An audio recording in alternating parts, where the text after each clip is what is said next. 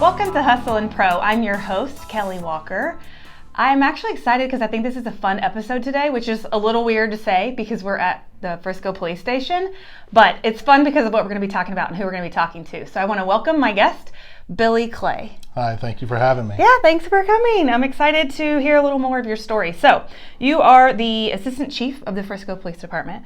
So I guess first, I do kind of want to address why we're at the police station and what your role is here and, here with the police department. So kind of tell us that to start us off. Yeah, so like you said, I work for the Frisco Police Department. I'm one of the assistant chiefs here. Underneath my role, I have the Operations Bureau and the Administrative Bureau. Under the Operations Bureau, we have all of our day-to-day patrol operations. We have SWAT, canine deployment. That's a lot. All day-to-day and all the specialty. All of that stuff that goes into this. So that's why we're here today. That's why I'm in uniform, and I'm looking forward to this conversation. So as I've met you before, this is not our first meeting, we kind of uncovered some of our mutual love for sports, and that's some of the things we're going to get into and how that sort of mixes with your role here. But before we do that, I just want our audience to know your background because we uncovered, your sports background. So tell me, what was growing up? What was sports what did it look like for you?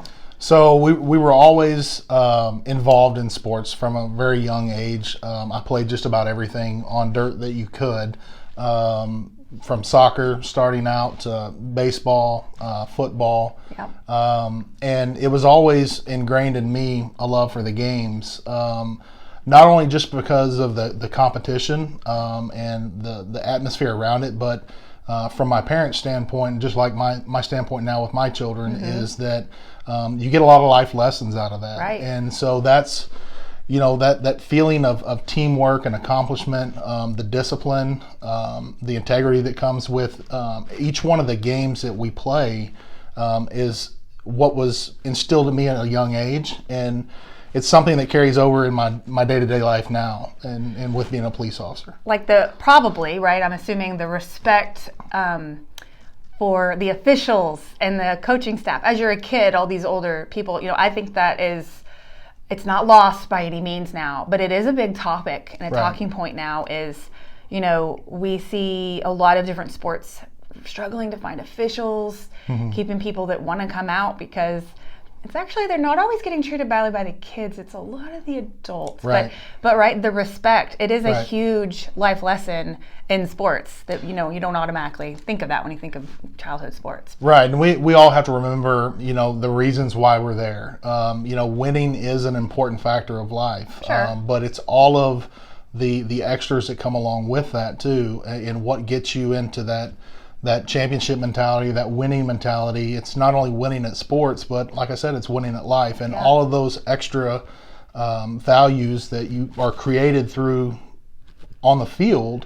is what's going to carry you forward in life. And we are seeing, my son, he officiates baseball now. Oh, really? And okay, that's what I'm thinking of when I'm talking about officiating is the baseball umpires. Right.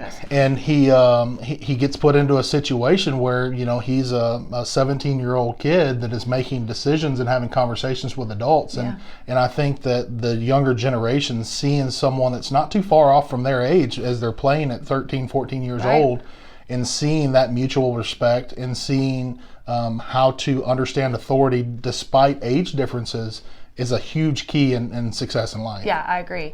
So you talk about playing all these sports when you were little. Whereabouts? What part? Are you in Texas? So originally, yes, ma'am. I'm from East Texas. Okay. Grew up in Longview. I played high school football and baseball. I threw the discus in the track team. Longview. So then, as you're growing up, what teams are you following? Who are you watching? Who are you rooting for? It was always from a young age, Dallas Cowboys and Texas Rangers, and back in the days of, Nolan Ryan, I was never a pitcher, but just watching Nolan Ryan, I remember guys like Ken Griffey Jr., Yes. Ivan Rodriguez. I was obsessed with Ken Griffey Jr. Yeah. Because of just the streaks and all and just everybody loved him. Yeah. Right. And the Nolan, of course. I'm the Nolan Ryan era too. All-time good guy. And, football-wise, watching, I was, looking at me now, you wouldn't think it, but I was always an undersized guy for playing football. And that's kind of what carried me through was, working on the little things, and attention to detail, and watching guys like Mark Stepnoski, who was one of the smallest offensive linemen in the league and had a successful career, but seeing how the attention to detail and the footwork is what drove me, and I was very fortunate, as we talked before, to play in college. I definitely want to hear more about that. And go ahead. No, just before we do though, who else? I know you said Mark Stepnoski, but who else are you watching and learning from? I mean, just the way that they handled themselves on and off the field, guys like Emmitt Smith, Troy Aikman. I mean, I know it's a lot of Dallas Cowboys, we but that's what was... We must be the same age, because like these are all my guys too. Yeah. And seeing how those guys interacted, not only with, the community, but their teammates, how they won and lost with grace. And that's a big part of sportsmanship in a whole. Absolutely. And sometimes losing is, if you don't get to lose, you don't get to learn how to lose with grace. You talk about like in the triplets era, they didn't have to do that a lot. But when I think about like our kids, I have had kids that are on really good teams. Of course, it's great to be on bad teams too. But when they're on the really good teams, sometimes I'm like, we need to lose a few this season so that these kids don't think that they're better than they are, or don't realize it's hard to be the kids on the other side when you're really beating these teams. I mean, it's great to be fun or happy and celebrate, but like you have to remember there's somebody on the other side that isn't feeling good about it, and they just got whomped. And so you need to win with grace and lose with grace. But sometimes, especially in Frisco, like it can be hard for your kids to have to get to learn that lesson if they're on good teams that win a lot, right? Right, and failure, as we all know, as you grow up, is a part of life. And it's not necessarily the failure that is the key part of that, but it's how you respond to it. And learning to be humble in both your winnings and in your losses is a key part of you just being a human being and understanding how to interact and show that grace. And so it's extremely important to learn how to lose and to learn from it. And that's when I say winning isn't everything. It's that mentality that comes with it. Winning is always good, and that's what we're striving for. But there's a lot of times in life where you're not going to have control over wins and losses. Sure. So, and not everybody can win. I mean, when you talk about if everything's winning, you can advance and get to levels, but only a fraction of the people in the league or whatever you're doing is going to actually win. Right. So you're just not always going to be like the ultimate winner. And if you keep setting that as your only goal, you're setting yourself up for disappointment. Right. Okay. So you talked about playing in college. So where were you, and what you alluded to lineman? Yes, I was an offensive lineman. Okay. I started at Tyler Junior College. I went to TJC for 2 years out of high school. Originally, when I was coming out of high school, there were some coaching changes at a school that I was committed to. And then so that kind of fell apart, which was, again, a lesson in life that not everything is guaranteed. Yeah. So I had to learn to restructure. I ended up going to Tyler Junior College and playing 2 seasons there before I went on to play at University of Southern Mississippi for 2 more seasons in '99 and 2000.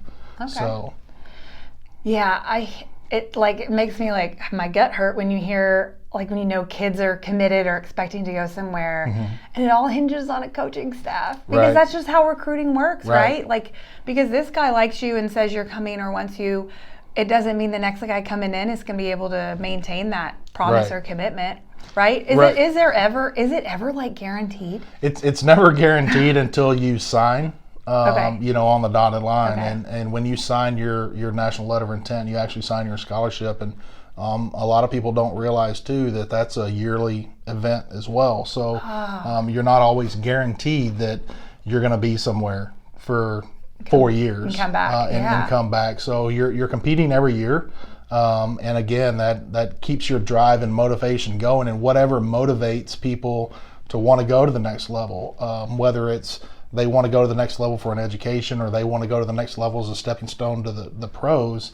I think having that realistic mindset that like you said, there's a very small percentage of people that get to that point, even coming from high school to college, whether it's, the smallest D3 or the biggest D1, there's still only so many slots. And then Right. when you go, we just had the NFL draft, right? And there's a small fraction of college players that were hoping to get drafted and then that actually did. So there's no guarantees, and I think that that's part of having that mindset and that growth mindset of wanting to continuously get better in whatever is thrown at you, whether it's sports or it's life or it's work or it's police work or it's reporting. So whatever that is, all of that is ingrained, I think, really and truly goes back to sports. From when you're growing up, and that's my my experiences growing up was how it all goes back to sports from as far back as I can remember. I was playing something, being on a team, having teammates, having to figure out, the relationships between teammates and coaches and balancing your life and your schedule and what's more important and this and that. All that stuff goes back to, for people like us, to childhood sports. Right. Yeah. And you just said a good segue to police work. So we're going to come back and talk about that. But first, we are going to take a quick break, hear from one sponsor. We'll be right back. We're going to learn more from Billy Clay about how his police work weaves into the sports world here in Frisco, Texas. So we'll be right back.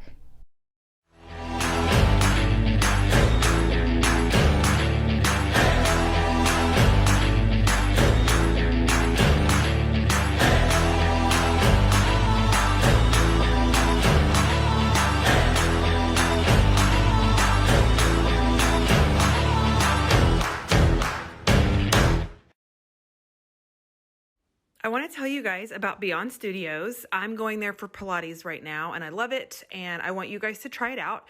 You can actually try your first class for free when you use my code HUSTLE&PRO. That's hustle ampersand pro, and you'll get your first class for free. So you can check it out at either their Beyond Studios location in West Frisco on 4th Army or the Beyond 500, which is at Lebanon and Legacy, and that's more of a cardio workout. So head to thebeyondstudios.com to find out more.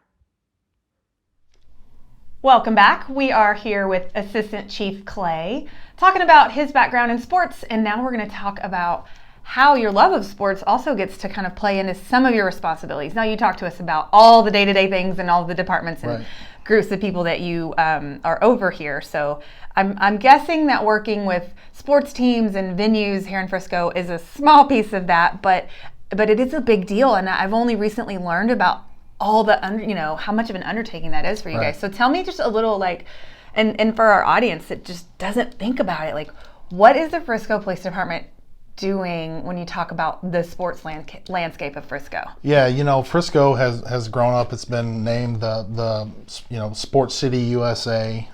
We have a lot of sports partners here, from the Dallas Cowboys, the Dallas Stars. We have the Mavericks developmental team.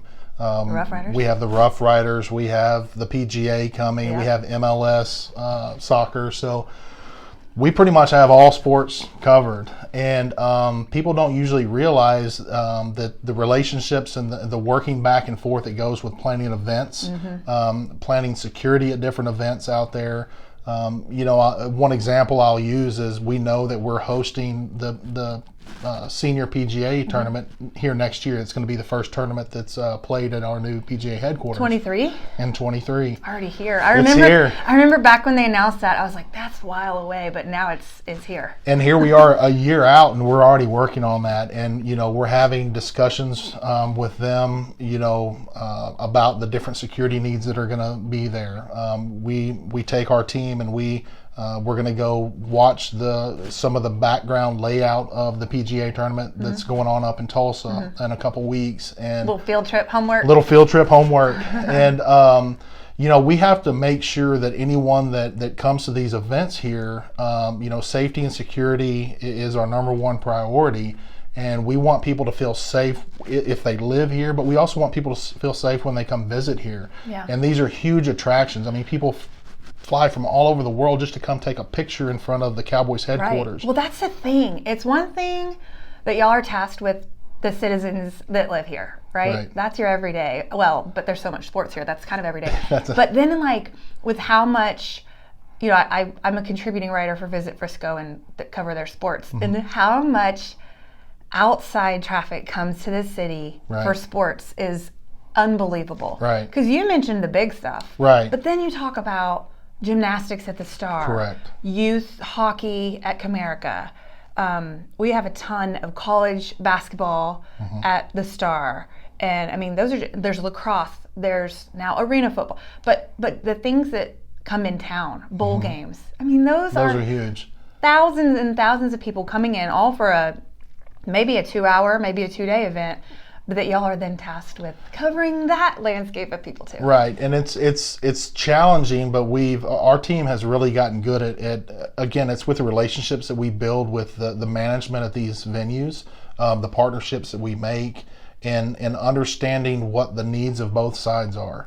What they need as far as being able to get people in and out, and what we need as far as being able to do that safely, right? In the most efficient manner.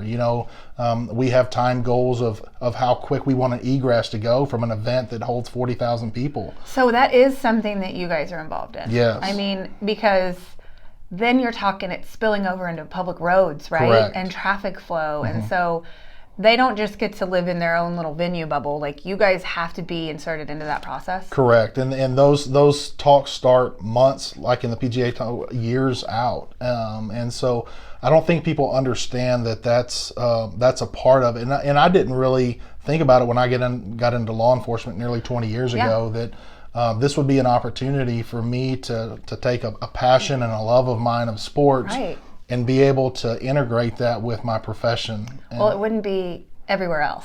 Right. It's. I mean, there are obviously other markets that have lots of sports, but I mean, it's pretty unique here that you landed here where all that comes up. So I wonder, when you talk about the PGA, that's when you compare that, a new venue, to somewhere now like the Star. I mean, we've had the Star, I don't know, 7 years now? I don't know, something like that. 7 years. Where you can predict traffic flow better. You know the weak points as far as security, but also crowd safety and all that stuff. But then a brand new venue that, I mean, rows are finished and all that, but like, you have no idea, right? What's going to clog up where and what the pain points are going to be. Right. But does it get easier as the venue's been there? Absolutely. Okay. Each year gets a little bit easier, and you don't try to recreate the wheel. You just try to tweak some of the spokes within it, right? So this first year going into it, yes, we will probably plan and overplan. We will probably overstaff and have more than what we needed. We would rather have more than we need there and not use all the resources and still being responsible too, fiscally responsible, not only to the city but also to our clients as well. But making sure that we have things in place that if anything were to go wrong, we can handle it and respond to it. Yeah. But it if does. You don't, it's too late, right? Correct. Yeah. Reactionary gap, and that is way too late.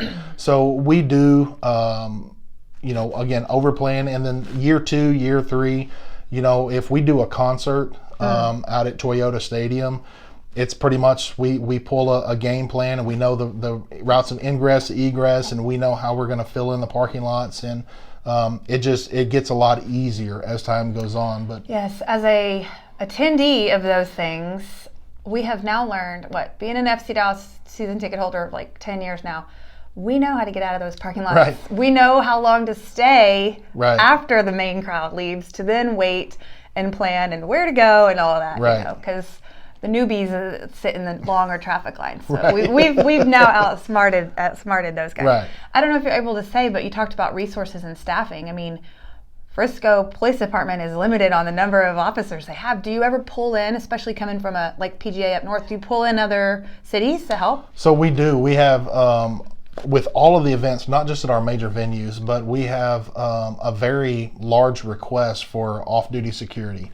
And that's managed through our community services division. So we have an officer that pretty much that's his day in and day out is scheduling of officers to work off duty. Oh, wow. And so with the number of requests that come in on top of our venues, now the venues take priority.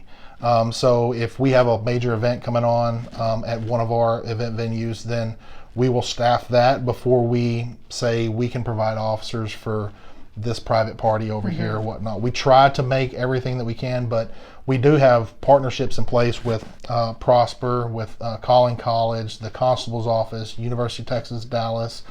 So there's a lot of outside agencies that help us in events like this. And With something like the PGA coming, when we're going to need, an upwards of 70 officers for a week to work it, and we're That's only a third of your we're force, authorized right? 238 officers, so that takes away. We still have to maintain coverage of calls, and we still have to maintain the response to our citizens and things that are needed day to day. Right. But we'll have to get creative on where we pull officers from. Right. So that's good though that you've got neighbors Yeah, that you we can do. pull in when you need them.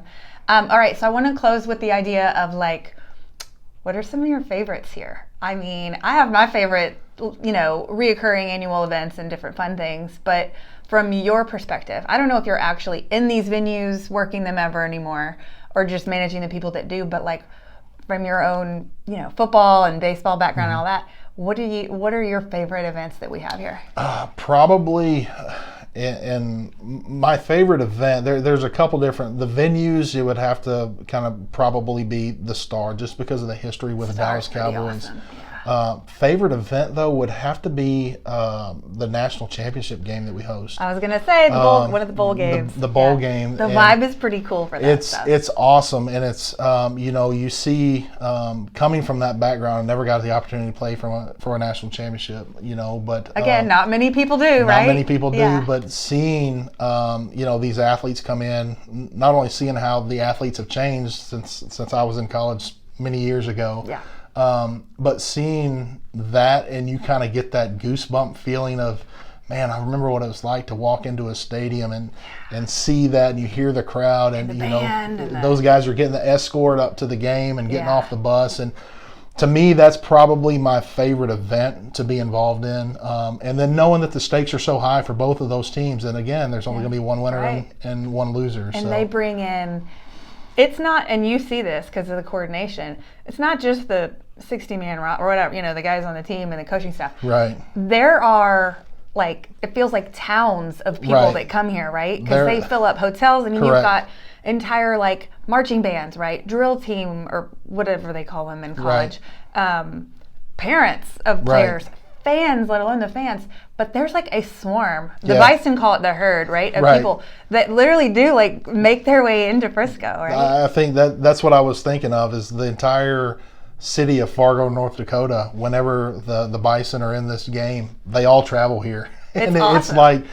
we turn into miniature Fargo, North Dakota for a week. I love it. I love happening to be at a place where they are that weekend and Yeah. talking to them and how do you like it and what are y'all doing, and just hearing Right. what they're up to, and they're so excited, and it's really fun. It's fun, and it's fun to interact with those people, and it's fun to see the appreciation on their face, to know that we are open and welcoming them. Dude, and they love us. We love appreciate they appreciate our hospitality just as much as we appreciate theirs. Mm-hmm. And it's fun to see an event like that go successful, and for us to be able to manage it, and everyone come in, get out in a good Happy. mood. So, Yeah, that's good. My close second to that feeling is also college tournament, the Frisco Classic at Yeah. the ballpark. Yeah. It's pretty cool. that is. And they have so many Texas teams. Right. Ryan, the founder of that, has been on Hustle and Pro, but so kind of know how they do pull Texas teams. Right. But it's just a really fun, again, those guys, I was lucky enough to work that this year and get to interview a lot of the players. Mm-hmm. And they a lot of them play at really cool venues, Right. but to come to this state ballpark and they walk in and they're like, this is cool. And it's empty, right? When Right. they come in for their first practice, and they have their phones out, and they just they may usually play on turf, and so to feel the Right. grass and all the little things Right. that these young adults are getting to soak it all Right. in. It's really cool. Let alone just the fun baseball weekend, Right. but it's a cool event. Yeah, it's fun for them, and then man, what an opportunity that it provides for people to see teams like high-ranking college level Oh, teams yeah. that you normally wouldn't get to watch play live. You might see them on ESPN or Bally Sports or whatever it is now, but Right. but to see those teams play live here at a I'll call it an intimate venue, because it's not the biggest ballpark, Sure. but Yeah, yeah. you can get can up hear and close every and back personal. crack You and- can yeah. hear the pitch hit the glove, Yeah. and you can hear the crack of the bat. So Yeah. I remember watching Yu Darvish pitch when he was on a Same. rehab out here, Yes. Yes. and being close enough to hear that ball hit the mitt was amazing. So that's just some It of is what amazing. this city has to offer, and it's awesome. I'm a sucker for the ballpark. We're recording this right before Mother's Day. It won't publish until after Mother's Day, but that's my Mother's Day. We'll be at the ballpark, and I just like being out there. So Right. that's my choice. If I have something to pick, I'm like, oh, there's an afternoon game at the ballpark. Let's go sit there, and my mom will be with me too There you go. I'm a baseball girl because she's a baseball girl. So we grew up watching the Rangers, and getting to go to Rangers games it was a big deal because we Right. were 2 hours away also. So, or you were farther than that. It was about 2.5 About hours. two, yeah. So that was our going back again to the childhood. It Right. really shapes like how I am as an adult, Right. and getting to watch and enjoy sports around here. So, well, thanks. Yeah. I literally pulled you away from your duties, and Yeah. I'm excited that you sat down and Yeah. took the time to talk to us. So Well, thank you. I appreciate it. Thanks for the opportunity. It was fun, and I hope everyone enjoys watching this, and they can see that there's you can always relate something back to sports, but even as a police officer, here in the city of Frisco, we have something unique, and it's a great place to live, work, and play. And I agree. I appreciate the opportunity. Yeah, thank you. And thank you guys for watching or listening. If you're watching on YouTube, be sure that you have hit subscribe so that you'll get a notification for our next episode. And also, if you don't follow us on Instagram, follow us at Hustle and Pro on Instagram so you can see updates and a peek into some of these things that we're talking about as I post about them. So we'll see you next time.